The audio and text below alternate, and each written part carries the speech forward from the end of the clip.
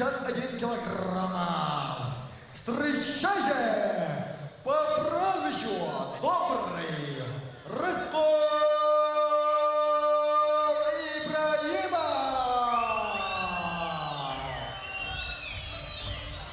Рыскул Ибраимов, друзья. Появляется здесь соперник, финальный соперник Султана. Главный бой этого вечера. Финал Гран-при. Бескелмек, бирок, Кылычбек беттештен баш тарткандыгына байланыштуу. Азыр Рыскул Ибраимов түз финалга чыгып келген болчу. Дагы бир жолу тааныштыруу, андан кийин сөз улантабыз. Весовая категория 61 килограммов. Через несколько минут мы узнаем, кто же станет обладателем чемпионского пояса, а также главного приза $10 000 США. Мы начинаем. Регламент данного боя 3 раунда по 5 минут. Итак, дорогие друзья, слева от меня синий угол.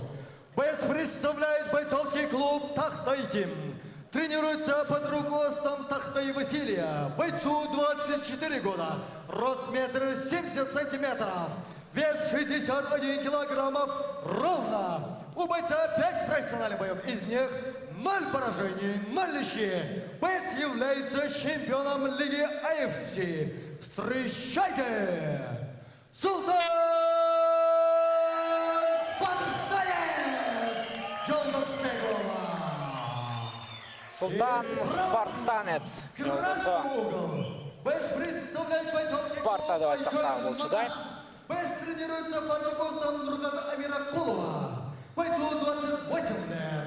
Рост бойца 1,68 сантиметров. Вес 61 килограммов ровно. У бойца 15 профессионалов, из них 11 побед, 4 поражения, 0 лещей. Боец является мастером спорта международного класса по рукопашному бою. Боец является чемпионом Азии и мира по рукопашному бою. Встречайте по прозвищу Добрый Рыскул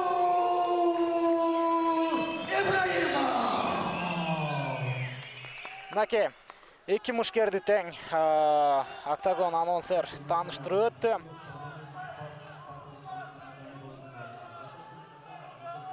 Азыр эки мушкердин тең көрмандары эки бурчка чогулуп, ар бири өзүнүн тарабына жан тартып жаткан чагы.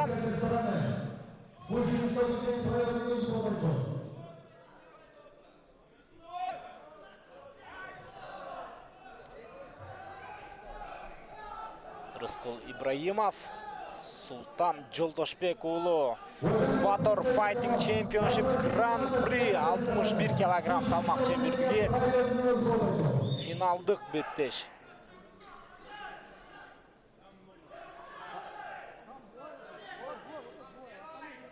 Азыр секунданттарды азайтуу керек экендигин айтууда.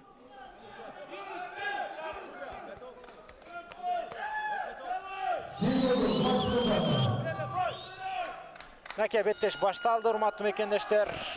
Гран-принин финалы. Наке, 5 мүнөттөн 3 раунд.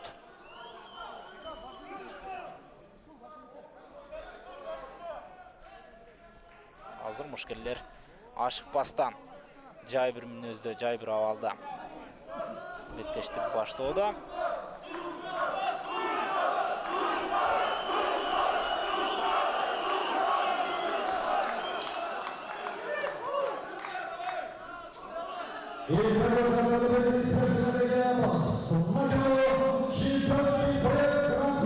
Өтө жакшы Рыскул Ибраимов атаандашынын кетирген кичинекей гана катачылыгында кирип кетти. Жана каршылаштын артына алып азыр ушул жерден кандайдыр бир муунтуу ыкмаларын жасашы ыктымал.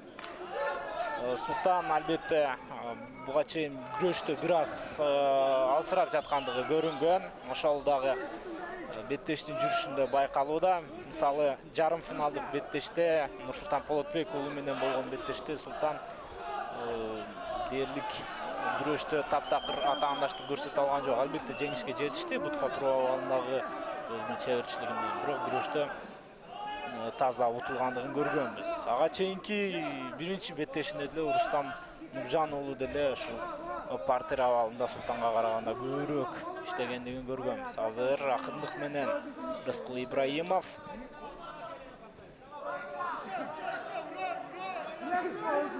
атаандашынын үстүнө чыгып соккуларды кубаттуу тийди. Узатуунун аракетинде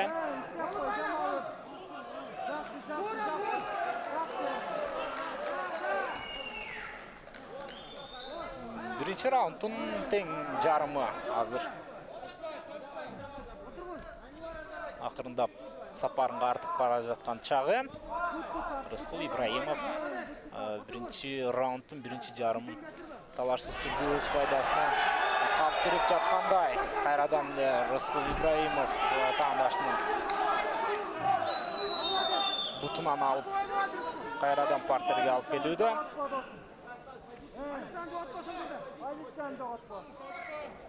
Да, здесь смотрите, работа в партере Ибраимова очень сейчас удивляет, потому что все-таки он в партере в этом турнире много не работал. Сейчас он хорош, не дает вообще здесь воздуха для Султана,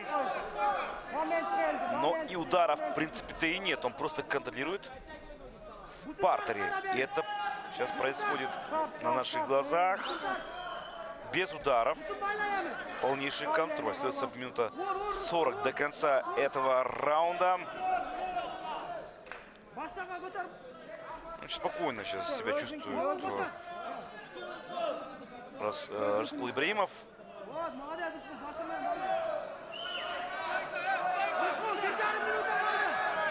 Работы нет, я думаю, сейчас... Попадает сейчас вскользь, но попадает.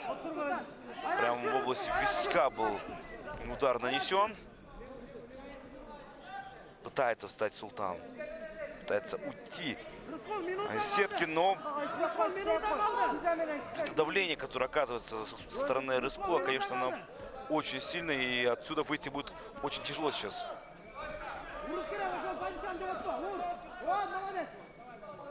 Здесь стойки пока не будет, потому что работа есть. Какая-никакая, но активность имеется.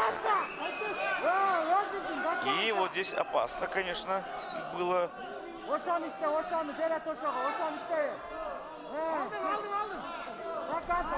О, здесь, смотрите, зацеп блокирует. Нет, здесь решает прием, я думаю, вряд ли будет. В таком положении выйти, конечно, из этой гильотины будет очень легко. То, что и делает сейчас здесь Рыскул Ибраимов. Последние 10 секунд этого раунда. Ну, его сейчас забирает точно Рыскул Ибраимов. Я думаю, что если он будет дальше уже работать именно в партере, то он этот бой может забрать. Экинчи раунд Батор Fighting Championship Grand Prix bir mелдеши.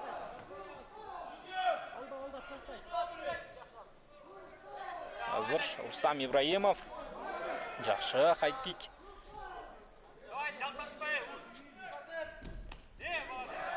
Султан Жолдошуулу дагы алдыга барууга аракетин жасады. Жок, бул жерде менимче андай эле катуу сок болгон жок. Рыскул Ибраимов барын тең көзөмөлдөп турат, бирок Султан Жолдошуулунун чабуулун дагы өз учурунда белгилеп коюшубуз керек.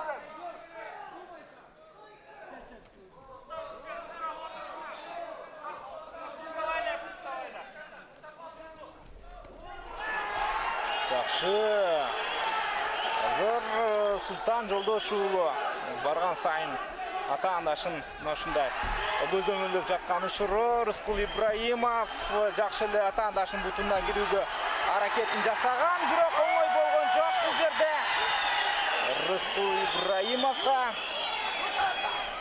көрөрмандар азыр көпчүлүгү, ушул спорт ордосуна келген көрөрмандардын көпчүлүгү Султан Жолдошбек уулуна жан тартууда. жетпеді. Әлбетте жаш келешегінен көп үміттендірген мушкер. Әрбір көрермен кимге көрермен қылат, жан тартат өзіне неше. Бірақ екеуі тең қырғызстандық мушкер жептешіп көріп жатқанда мұндай авал біраз таңғалыштырақ. Рыскул Ибраимов азыр шу жерден қачып шығуға бүт әрекетін жасайды оқшойд. Бірақ аға чейін Султан Жолдошбек уулудағы қандайдыр бір жолдорду издеп жатқан учуру. Биринчи бөлүк ушундай эле авалда Рыскул Ибраимовго жыйынтыкталган болсо, экинчи бөлүктө Султан азыр мынакей толугу менен авалды көзөмөлдөп жаткан чагы. Бирок Рустам Ибраимов бул дагы жөн эле жеңилип берип кое турган мушкер эмес.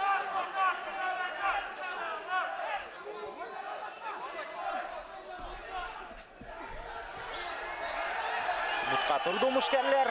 Кайрадан кызыктуу өрөөл уланар турган иш. Жакшы. Рыскул Ибраимов бираз өзүнө келе түшкөндөй. Жакшы бутка кирүүсү, клинч жана тейкдаун. Рыскул Ибраимов мындай тейкдаунду алгандан кийин оңой менен чыгарбайт. Бирок эки мушкер тең чарчап чагылыкты. Аны дагы унутпашыбыз керек. Так, здесь работа у сетки продолжается. Рыскул Ибраимов все-таки провел этот тейкдаун. И здесь он работает по ногам. Очень сильный болезненный удар он сейчас наносит. Еще. Да, начало раунда осталось все-таки за Султаном. А дальше уже, вот видите, здесь Рыскул забирает под свой контроль. И просто как питбуль, который вцепился в свою жертву, не отпускает его, вообще не отпускает. Так. Пока что защищается здесь Султан, но снова пытался перевести, но Рыскул. О, здесь колено Султана, но его бойцы на ногах снова. Ух, здесь попал еще раз. Очень сильные хай-кики, такие размашистые, но все видит сейчас Рыскул, все видит и контролирует он.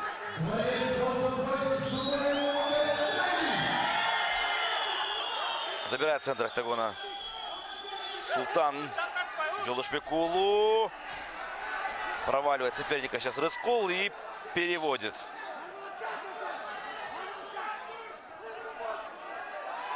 Есть перевод, и вот здесь работа Рыскула Ибраимова.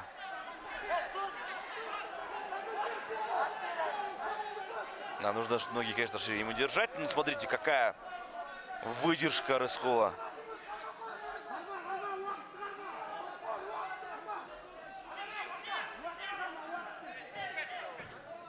После первого боя многие начали говорить о том, что Рыскул не в форме, мол, все-таки не лучше его состояние. Но на самом деле мы по ходу всего турнира увидели, что у Рыскула все, в принципе, в порядке. Раунд окончен. Раунд окончен, друзья.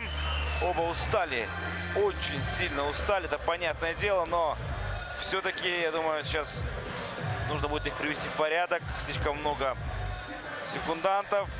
Слишком много. Почему там никто не контролирует, я не знаю. Вы это сейчас не видите, но там действительно огромное количество людей, которые стоят вокруг бойцов. И это очень много, учитывая, что только по 2 секунданта было разрешено.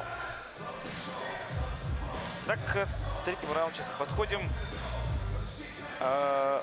Близкий очень второй раунд, очень близкий второй раунд. Начало осталось за здесь Султаном. Потом были тейкдауны со стороны Рыскула. Вот такие вот точные попадания со стороны Султана. Ну и первый раунд остался за Рыскулом. То есть, в принципе, близкий бой. Третий, возможно, будет решающим. Ооба. Үчүнчү раунд албетте чечүүчү болушу мүмкүн. Бирок үчүнчү раундду Султан Жолдошбек уулу алыш керек. эгерде жеңүүчү атабын кааласа. Эгерде тең беттеш боло турган болсо, Рыскул Ибраимовдун пайдасына калат. Минималдуу үстөмдүк Султан Жолдошбек уулунда болсо деле, менин оюмча Рыскул Ибраимов бул беттеште жеңүүчү аталышы мүмкүн. Ошондуктан азыр Султан Жолдошбек уулу бардык күчүн ортого салып жеңишке жетүүнүн аракетин издеп көрөт. Келиңиздер. Мушкерлер азыр октагон ортосунда. Акыркы 5 мүнөттөн кийин биз жеңүүчүнү аныктайбыз. Балким ага чейин, себеби бул ММА мөөнөтүнөн мурда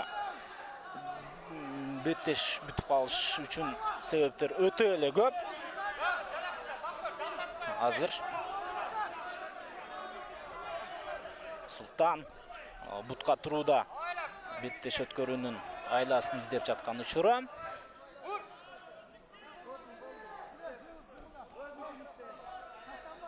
Колун көтөрүп, алыстан атаандашын тосуп, Султан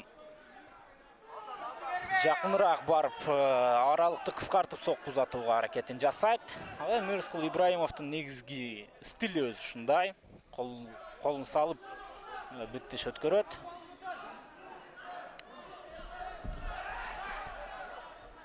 Тулку бойго тийди окшойт азыр, андай деле таамай соккуну көрө алган жокпуз. Жана кайрадан Рыскул Ибраимов атаандашынын бутунан алууга аракетин жасоодо. Азырынча эч нерсе белгисиз, бирок тейкдаун Рыскул Ибраимовго жазылышы керек. Бул жыйынтыктоочу раунддун башы Рыскул үчүн абдан жакшы башталды. Кандайдыр бир аракет жасабаса, калыс токтотуп мушкерлерди бутуна тургузат. Ошондуктан Рыскул Ибраимов бүт аракетин жасады. Азыр тескерисинче бутун алдырып койгондугун көрдүк. Жакшы. Султан Жолдошбек уулу эми атаандашынын коргонуусун жарып партерге алып келүүнүн аракетин көрүшү керек эле, бирок ал өзү сүйгөн туруп иштөөнү турат деп тапты. Жана кайрадан эле Рыскул Ибраимов эгерде эркин күрөш менен эсептей турган болсок 2 упай алды. Ошондой эле 2 упай ММА'да да берилет. Тейкдаун бул 2 упай менен эсептелнерин белгилеп коюшубуз керек. Ошондой эле нокдаундар дагы дээрлик бирдей эле бааланат. Тейкдаун, нокдаун. ММА'да вердикте көп айырмаланбайт. Бирок нокдаундан кийин беттешти бүтүрүп коюшу мүмкүн. Ар бир эле тейкдаундан кийин беттеш бүтө бербейт. 2,5 мүнөт убакыт калды. Эң акыркы 2,5 мүнөт чындыгында бул беттештин жыйынтыгы кандай болору азыр жалпыбыз үчүн кызыктуу болуп турган учуру. Рыскул Ибраимов атаандашын клинчтен кармаганы менен толук жете албай жаткан чагы. Карылуу мушкерлер экөө тең. Ну, здесь сейчас продолжается эта борьба у сетки. Не отдает сейчас здесь позицию Султан. Отлично, значит, от тейкдауна отклонение Султана Жолдошбеку. Ну и здесь Ибраимов, конечно, образцово ведет себя в этом бою. Вообще он может и в стойке драться, но он понимает, что сейчас все-таки не нужно рисковать, и нужно бороться в партере. Нужно там искать вот этот сам момент. Я думаю, что здесь Ибраимов прям как волк. Он все правильно сделал, построил правильный геймплан на этот бой и ведет его максимально уверенно. И еще один такой перевод. Молодцом, конечно. Отличная работа.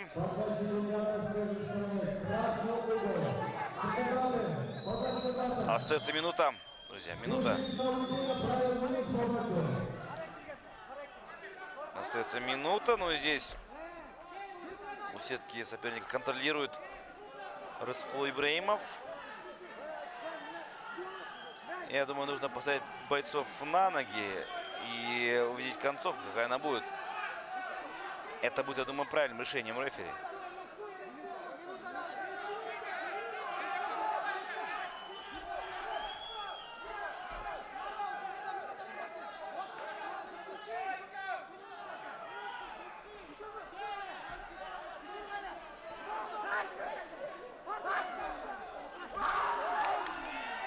Да, переводит сейчас. Если он здесь, и вот, смотрите, как Бектуш Нагатазарулу проиграл, пытается сейчас эту же ногу забрать. Здесь Султан, и вот последние секунды этого боя.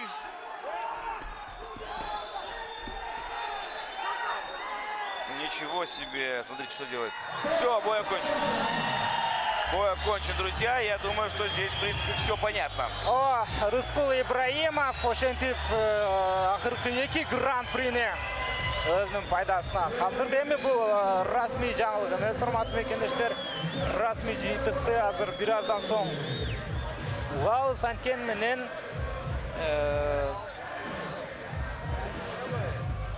бул жерде Рыскул Ибраимов жеңип алганы жөнөкөй көзгө деле чак-чайып көрүнүп турат. Андыктан биз албетте акырындык менен Рыскул Ибраимовду жеңиш менен куттуктай берсек да жарашчудай.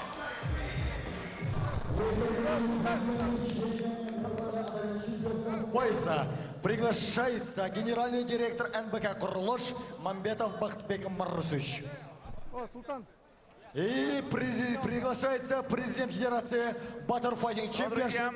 вот таким вот получился первый турнир Battle FC. Гран-при легчайшего веса, в котором было огромное количество интересных боев, и финал тоже был интересный. А понимаете, что насколько все-таки грамотный бой провел Рыскул Ибраимов. Смотрите, а раздельное решение. Раздельное решение. И становится чемпионом Гран-при легком весе. Рыскул Ибраимов, ну, я в шоке от того, что один рефери дал победу здесь Султану. И даже Султан сам удивился этому. Молодец. Реф, один из них дал победу Султану. Ну, ребят, здесь чистейшая победа Рыскула Ибраимова. Это не стоит обсуждать. То, как он вел этот поединок, как он контролировал этот бой, сколько было тейкдаунов. Нужно это все понимать, учитывать. И в итоге Рыскул Ибраимов, ну, он дабл-чемп, что поделать. Он чемпион Гран-при WF, и он победитель Гран-при Battle FC. Это Ассаламу-алейкум, все кыргыз он. Майрамыңыздар менен бардыңыздардын мына бүгүн аябай жакшы бою болду. Калыс болду. Күчтүүлөр утту. Куттуктайм. Итак, уважаемые любители, смешанных единоборств с новым чемпионом. На его друзья. Пояс чемпиона Battle FC Гран-при. Я поправлю. Рыскул Ибраимов, друзья, смотрите, по прозвищу Добрый. И приз также он забирает. $80 000, здесь сертификат. Вот такой вот турнир был, дорогие друзья. Я думаю, что на этом можно с вами попрощаться. С вами были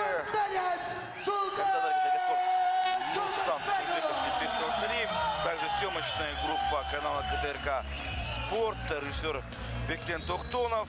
Друзья, оставайтесь на КТРК Спорт. Совсем скоро мы с вами снова увидимся. Кыргыз ел сени колдоп жөнөп турду.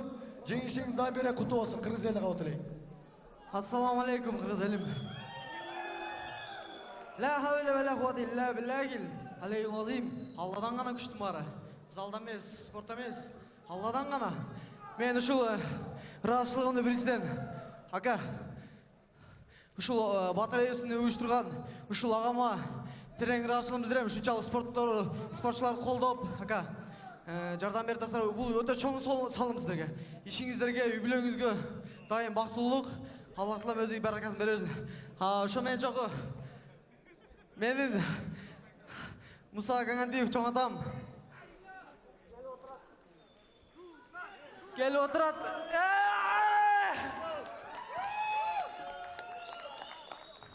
Рахмат.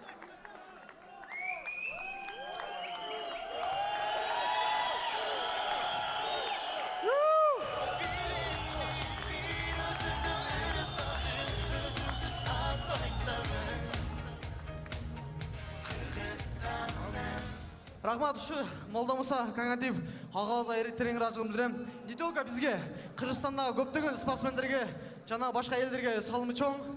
Өзүбүздүн дагы айкылмастан 2008 ачылгандан бери жардам берип, ошону колдоп келген Руслан Эшимов агабызга да терең ыраазычылыгымды билдирем. Рахмат, өзүмдүн тренерим Нургазы Амиракулов агайым 2010 бери тарбиялап келет мени. Эми мени Кылыч укамды чакырып коесуздарбы? Кылычбек укам кана. Кылыч. Бул Кылыч укам эми 22 толду. Менин бул 10-чы титулумду, чемпион титулумду мен укама берем. Укам да чемпион болсун.